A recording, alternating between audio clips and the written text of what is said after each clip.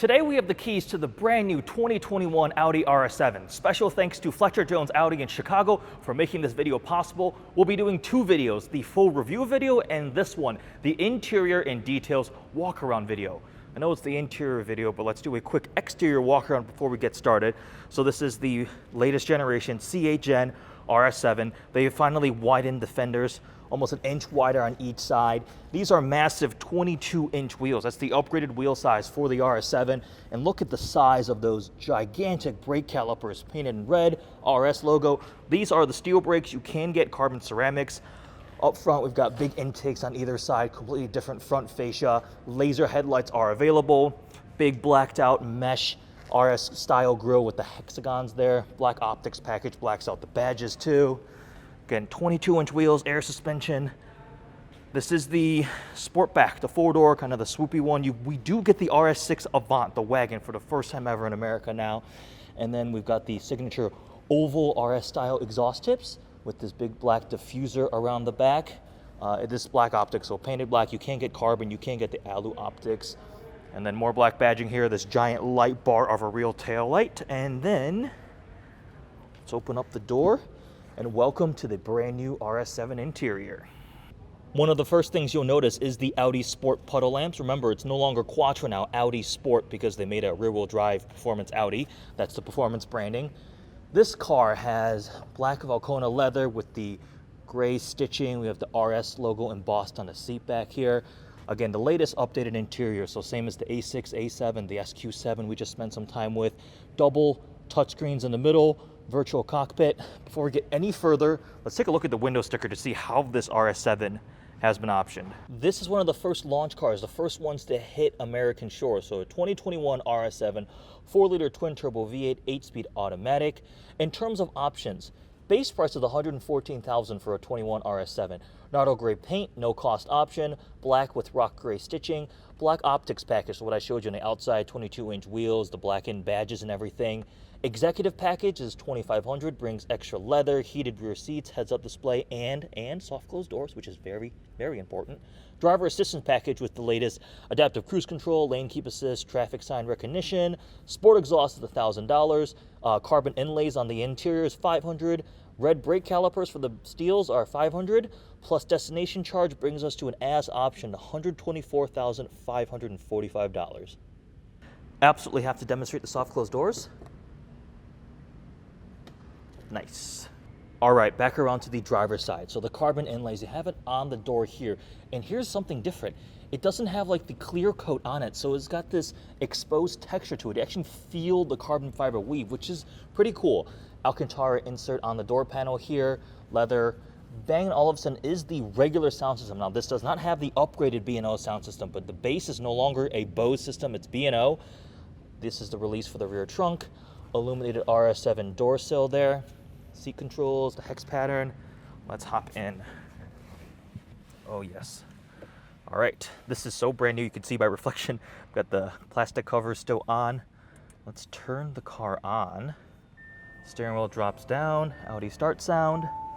We shall shut the passenger side, or passenger driver door. Here's the first thing that's really cool. Look at this.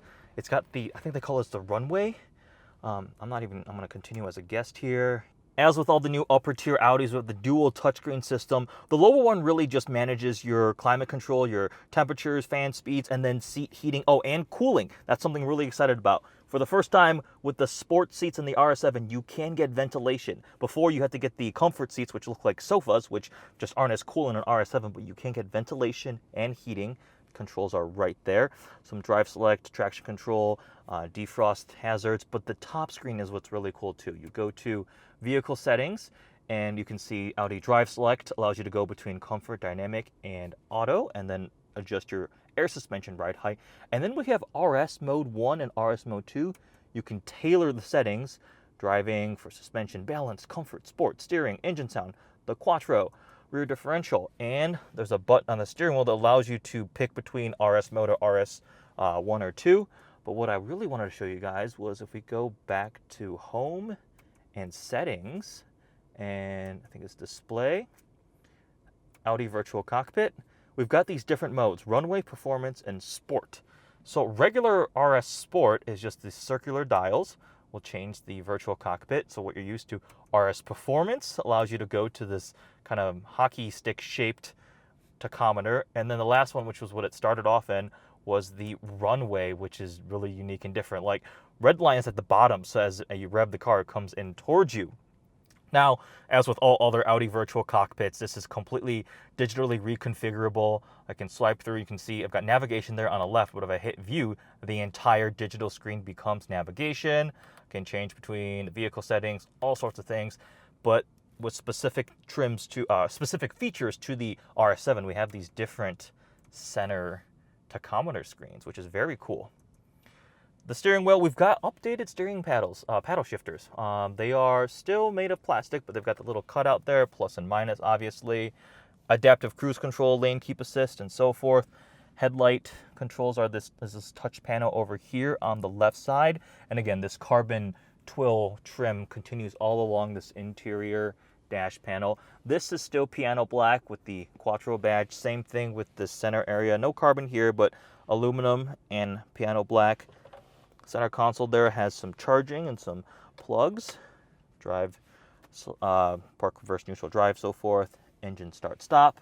And if we go up to the 360 view cameras, you can go all your various camera angles, top, front, rear, whatever you want to do. And just like the SQ7 we were playing with, 3D rendered view, where you can scroll around your virtually modeled RS7 in the environment you are in. As I showed you on the window sticker, no Alcantara headliner here, and the regular B&O doesn't have the tweeters. We do have a heads-up display on this vehicle, and then up top we have a decent size sunroof here, which actually opens all the way. If I toggle it back, we get open air experience in the RS7. Sports seats, like I mentioned earlier, nice bolstering, very comfortable. RS embossed there. They are ventilated. I'm so happy about that. The steering wheel is covered in perforated leather. It is not flat bottom. It's a round steering wheel. We have the RS logo right there.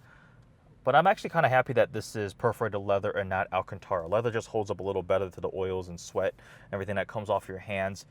Having owned an RS7 and spent a lot of time in a couple different ones across the generations, this is a very nice update. It feels much more modern than the previous C7 and C7.5 generation. You remember back in the C7, the screen would kind of rotate out and had the rotary dial. That MMI rotary dial is gone now. But if you've been in a brand new A6 or A7, this will feel very familiar. I spent 2,000 miles in a brand new A7 with the V6, drove that a lot, and I liked the interior greatly. And the only thing that thing was missing was a massive 500 plus horsepower twin turbo V8, which this RS7 brings.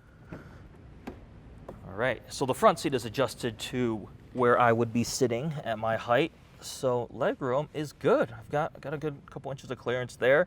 But the problem always with vehicles like this, with like the Sportback, where they kind of swoop the headline, the roof line, is headroom in the back, which if I sit up very straight, my head is bumping it. So it's a little bit better than the previous gen. I think that's a factor of what they did with the sunroof opening on top of the vehicle instead. But this is actually not bad back here. And they finally do have we've got the center console down here right now with two cup holders. But if we fold that up, you'll note there are 3 seatbelt buckles. So it is now a 5-seater. Previous was a 4-seater. There was not actually a seatbelt here.